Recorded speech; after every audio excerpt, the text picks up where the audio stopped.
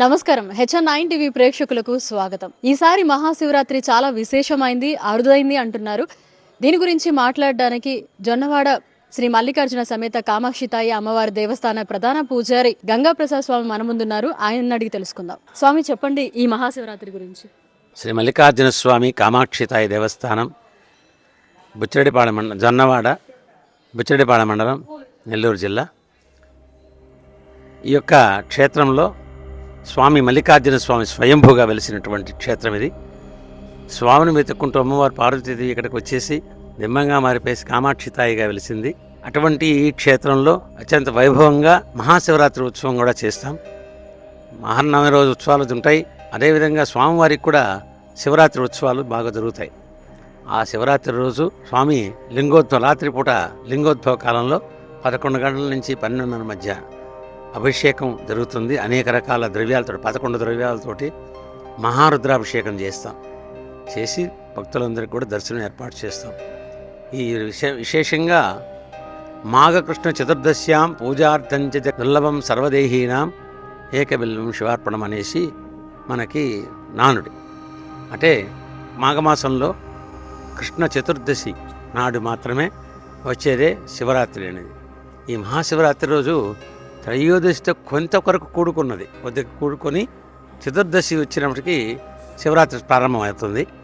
కాబట్టి విశేషంగా ఈ శోభకృత నామ సంవత్సరంలో విశేషమైనటువంటి ఈ మహాశివరాత్రి రోజు భక్తులందరూ కూడా విచ్చేసి స్వామివారికి అభిషేకాలు చేయించుకుంటారు. రుద్రాభిషేకాలు వారి శక్త్యానుసారం లఘున్యాసపూర్వక రుద్రాభిషేకం ఉంటుంది ఏకరుద్రంతో. అదేవిధంగా మహన్యాస రుద్రాభిషేకాలు చాలా జరుగుతాయి, వందల సంఖ్యలో జరుగుతాయి మహారుద్రాభిషేకాలు. అటువంటి రుద్రాభిషేకాలకి మేము బ్యాచ్లుగా 2-3 బ్యాచ్లుగా ఏర్పాటు చేసుకొని, అంటే 11 రుద్రాలు చెప్పాలి కాబట్టి 2 బ్యాచ్లుగా పెట్టుకొని భక్తులందరినీ టికెట్ తీసుకున్నటువంటి భక్తులందరికీ కూడా ఎలాంటి అసౌకర్యం కలగకుండా వాడిని కూర్చోబెట్టి ఈ స్వామివారికి 11 ద్రవ్యాలతోటి అభిషేకం కూడా జరుగుతుంది. ఉదయం పూట నుంచి ఉదయం ఏకోజామున నుంచే స్వామివారికి రుద్రాభిషేకాలు ప్రారంభమవుతాయి. అంటే 7 గంటలకు నివేదన అవుతూనే ప్రారంభమవుతాయి.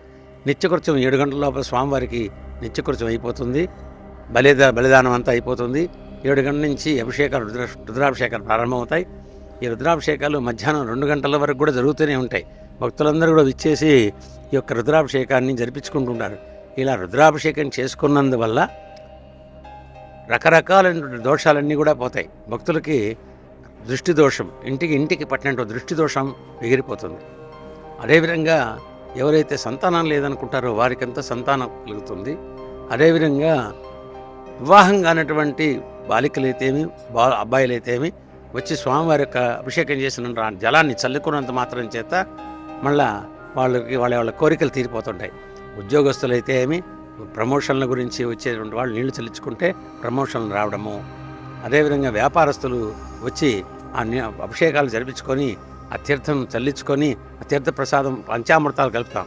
ఈ పంచామృతం తీర్థం తీసుకున్నంత మాత్రం చేత స్వామికి బిల్వం సమర్పిస్తాం. ఆ బిల్వం పొడి చెవులో పెట్టుకుంటారు మగవాళ్ళైతే. ఆ విధంగా పెట్టుకున్నంత మాత్రం చేత వ్యాపారం అత్యంత అభివృద్ధి చెందుతుంది. ఈ బిల్వం తీసుకెళ్ళి పెట్టుకుంటారు. అంటే గల్లా పెట్టే అంటారు తెలుగు, గల్లా పెట్టే అంటారు. అంగటంటే అంగట్లో ఉండేటువంటి డబ్బులు పెట్టుకునే దానిలో ఈ పత్రి పెట్టుకుంటారు. ఆ పత్రి పెట్టుకున్నంత మాత్రం చేత వారి వ్యాపారాల అభివృద్ధి చెందడమే కాకుండా అదే వ్యవసాయదారులు అయితే ఈ పత్రి తీసుకెళ్ళి ఈ యొక్క అభిషేకం జలం తీసుకెళ్ళి పొలంలో చల్లుకుంటారు. అలా చల్లుకున్నంత మాత్రం చేత వాళ్ళకి ధాన్యం అత్యంత వృద్ధి చెందుతుంది. అంటే భూదేవి చాలా సంతోషిస్తుందంట. ఈశ్వరుడికి అభిషేకం చేసిన చల్లు నాకు చల్లారనేటువంటి దాంతో ఈ విధంగా ఈ యొక్క మహాశివరాత్రి రోజు చాలా విశేషమైనటువంటి రోజు. అందరూ వచ్చి అమ్మవారి స్వామివారి యొక్క కామాక్షితాయి కూడా సంతోషిస్తుంది. ఎట్లయితే మనకి విశేషమైనటువంటి స్వామివారికి చేస్తే అమ్మవారు సంతోషిస్తుంది, అమ్మవారికి చేస్తే స్వామి సంతోషిస్తారు. మన ఇళ్ళల్లో కూడా అంతే. భర్తని పొగుడుతూ ఉంటే భార్య సంతోషపడుతుందంట. అంటే భార్యను పొగుడుతూ ఉంటే భర్త చాలా సంతోషిస్తారంట. అదే విధంగానే ఈశ్వరుడికి జరిగేటువంటి ఈ విశేషమైనటువంటి ఈ మహాశివరాత్రి మాస శివరాత్రులు 11 వస్తాయి. ప్రతి నెల అమావాస్య ముందు వచ్చేటువంటి మాస శివరాత్రి చతుర్దశలన్నీ కూడా ఒక్కొక్క నెలలో చైత్ర నుంచి పాల్గొనడం వరకు ఈ మాస శివరాత్రి మాఘమాసం వరకు వచ్చేటువంటి 11 నెలలకి 11 మాస శివరాత్రులు వస్తే 12వది మహాశివరాత్రి. ఈ మహాశివరాత్రి రోజు విశేషంగా ఈ సంవత్సరం చాలా వైభవంగా మన చైర్మన్ గారు అయితేమి మనకు ఉన్నటువంటి ఇక్కడ భక్తులందరూ కూడా వారి యొక్క ఇబ్బందులు లేకుండా చూస్తున్నారు. ట్రస్ట్ బోర్డు అందరూ కూడా జాగ్రత్తగా చూస్తున్నారు. ఈవో గారు గిరికృష్ణ గారు దగ్గరుండి ఈ యొక్క అభిషేకాన్ని దగ్గరుండి జరిపిస్తున్నారు. ఇవన్నీ జరిపిస్తారు. కాబట్టి భక్తులందరూ కూడా వచ్చేసి స్వామి అమ్మవారి దగ్గర దర్శనం చేసుకొని రాత్రి 11 గంటల నుంచి జరిగేటువంటి మహారుద్రాభిషేకం అది జరిపించుకున్న వాళ్ళకి అది జరిపించుకొని రాత్రి నిద్ర లేకుండా జాగారం చేసి తెల్లవారిందాక వెండి నంది గ్రామోత్సవం జరుగుతుంది. వెండి నంది సేవ, స్వామి అమ్మవారు వెండి నంది మీద ఊరేగుతారు గ్రామంతా. ఇలా ఆ విధంగా గ్రామోత్సవం తిలకించి వారి కోరికలు తెచ్చుకొని నిద్ర లేకుండా మనకి ఆ జాగారం చేసినట్టయితే అమ్మవారి స్వామివారి యొక్క కృపా కటాక్షాలు వాళ్ళకి ఎల్లవేళలా ఉంటాయి. కాబట్టి సర్వే జనాః సుఖినో భవంతు, సమస్త సన్మంగళాని భవంతు, సత్య ఏష ఆశిషస్సంతు. శ్రీ మల్లికార్జునస్వామి కామాక్షేతాయి అనుగ్రహ ప్రసాద సిద్ధిరస్తు. ఓం శాంతి శాంతి శాంతి.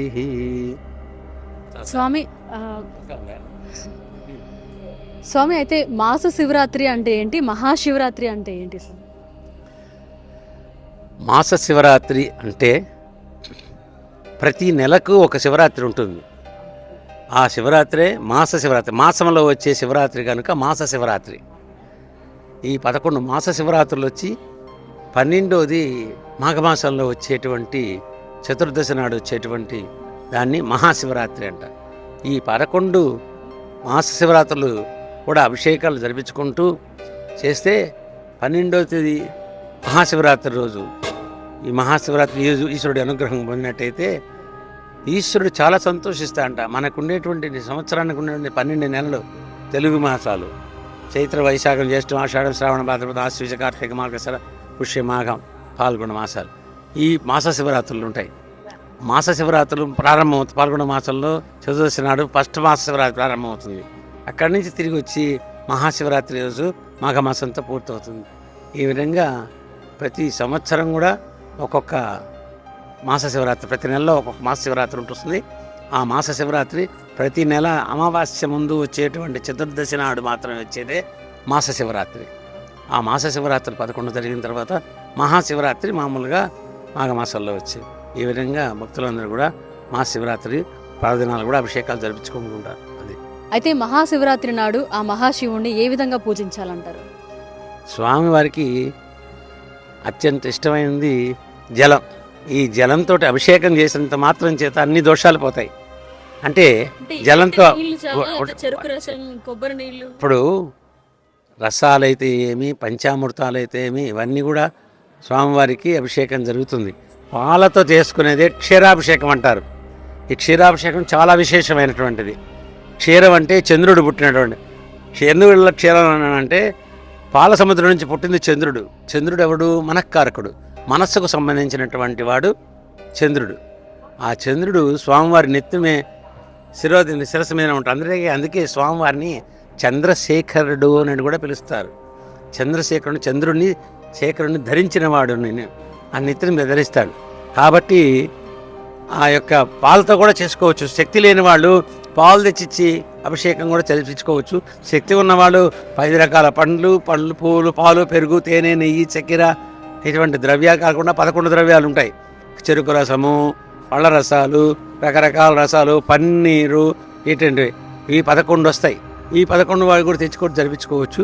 అట్లా శక్తి లేనటువంటి భక్తులు కూడా కేవలం అయితే పాల ప్యాకెట్లు మాత్రం తేకూడదు. స్వచ్ఛమైన ఆవు పాలు తెచ్చుకోవాలి. పాల ప్యాకెట్లతో అభిషేకం జరిగితే అవి కెమికల్స్ కలిపి ఉంటాయి కనుక మన మనసు కూడా కెమికల్స్ అయిపోతాయి. అది కాకుండా బింబానికి ఇబ్బంది వస్తుంది. ఈశ్వరుడు కూడా అనుగ్రహించడు. కాబట్టి దయచేసి భక్తులందరూ కూడా కేవలం ఆవు పాలు మాత్రమే తీసుకొచ్చి స్వామివారికి అభిషేకం జరిపించుకోవాలి. అది దొరుకుతాయి. ముందుగా కూడా దేవస్థానం దగ్గర కూడా అమ్ముతూ ఉంటారు. తెచ్చుకోవచ్చు. కానీ దయచేసి ఆ పాల ప్యాకెట్లు మాత్రం తీసుకొని వచ్చి స్వామివారికి మేము పాలు అని చెప్పి ఇస్తే అట్లా జరిగినందువల్ల చాలా ఇబ్బందులు వస్తాయి. కాబట్టి భక్తులందరూ కూడా దీన్ని గమనించవలసిందిగా మరీ తెలియపరుస్తున్నాను.